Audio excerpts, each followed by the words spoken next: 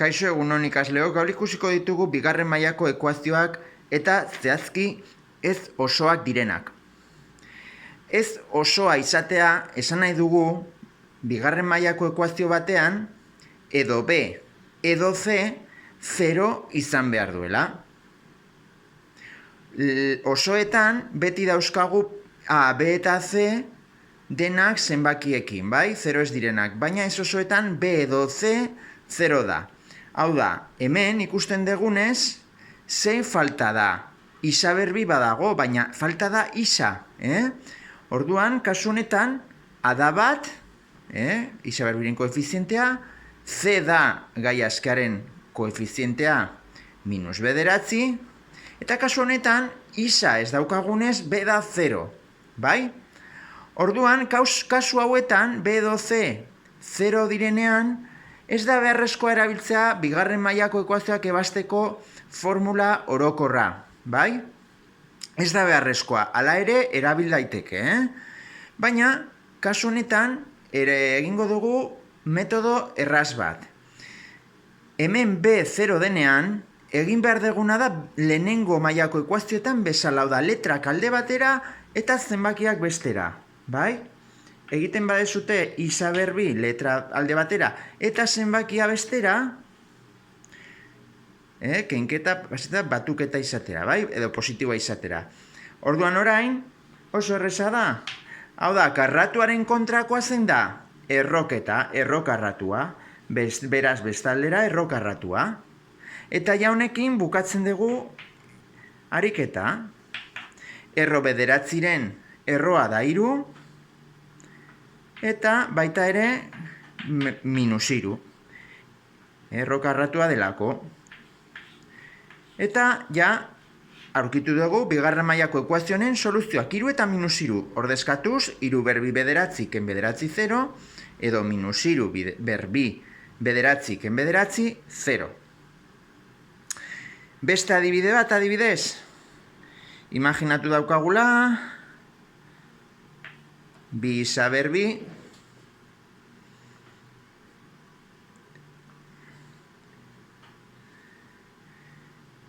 pues ez dakit minus amasei eta hemen jarriko dugu bederatzi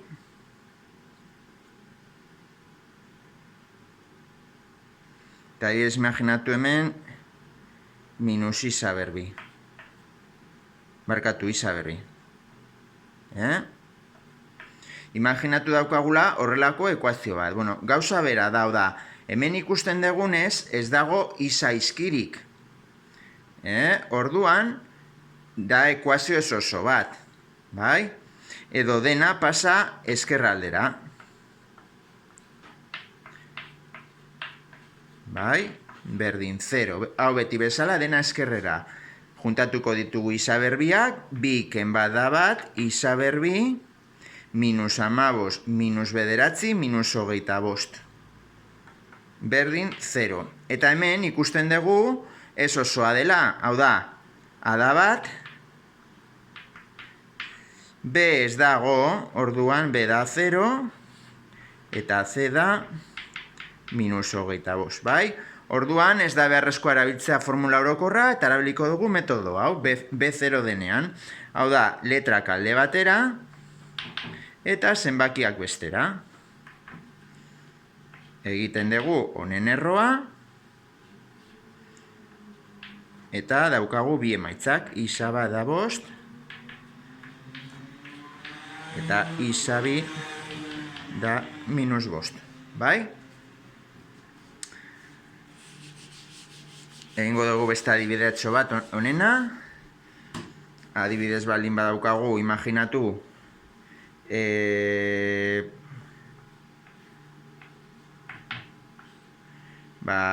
dakit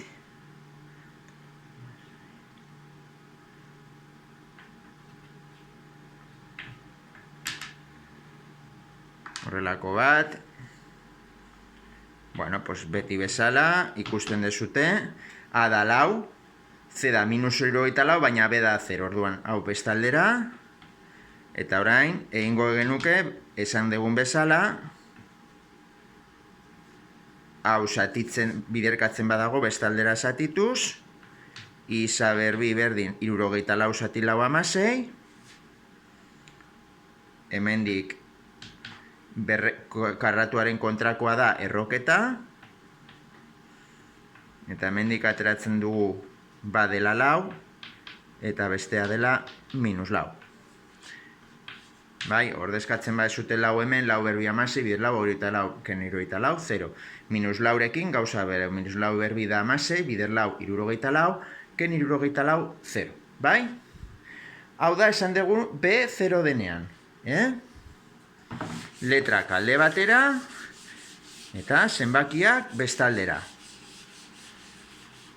Bueno. Gerta daitek ere bai,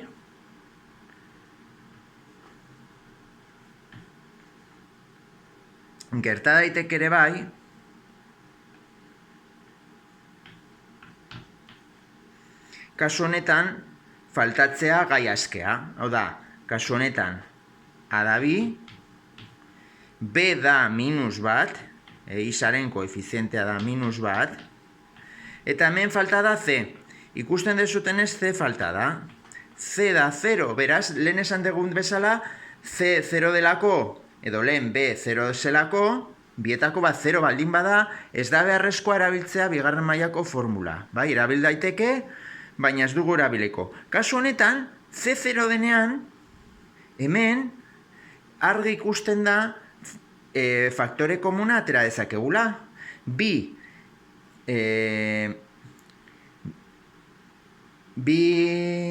terminoek edo gaiak daukatelako isa, bai? Orduan, isa berbi eta isaren arteko faktore komuna da isa, berretzaile txikiena duena.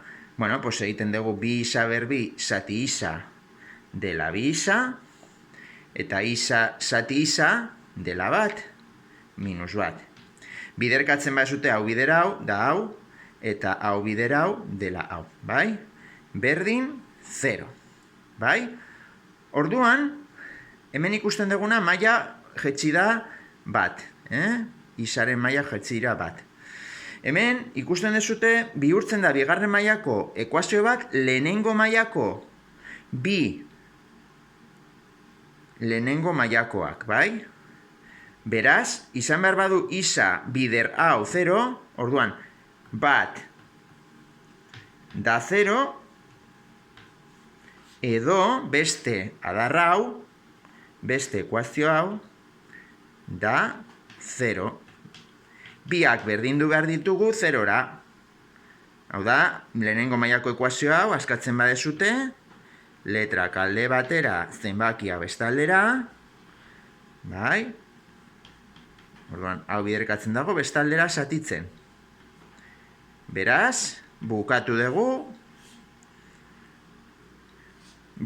dugu ariketa, modu errez batean. Beti, C0 denean, soluzio bat da 0 beti. Eta beste izango da, beste soluzio bat. Bai? Beti faktore komuna atera behar da.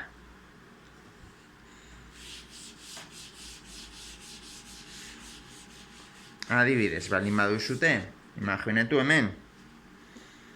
Adibidez, hiru isa berbi,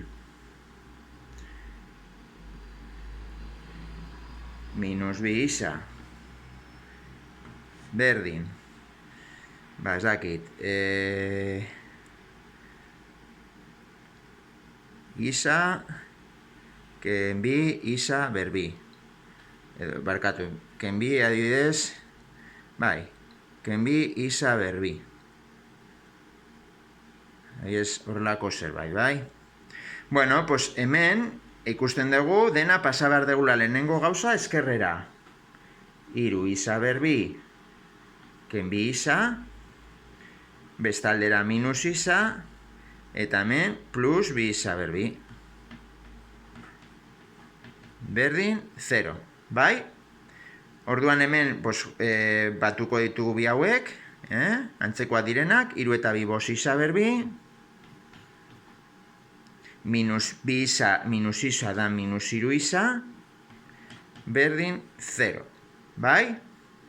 Eta hemen esan degunez, ikusten degunez, A da 5, B da 0, B da -3, eta hemen C da 0. Aldagai askea falta da, bai? Beraz, ekuazio ez osoa da. Orduan, erabil dezakegu formula hau soluzioak ateratzeko, baina ez da beharrezkoa. Beraz, CC denean faktore komuna atera behar dugu. Bi monomio hauen artean dagoen faktore komuna da isa. Bai, berretzaile txikiena duena, beti atera behar da. 5 isa berbi, zati isa da 5 isa. Eta -3 isa, zati isa, -3. Bai?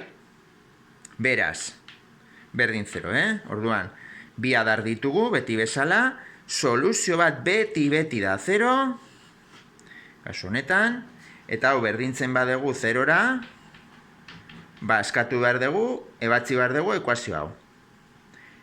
5 isa, berdin 3, bestaldera, eta bukatzeko, bigarren soluzioa denez, 3 eta 5 biderkatzen dagoenez, bestaldera zatitzen. 3, zati 5. Bai, bi soluzio 0 eta 3 zati 5, bai?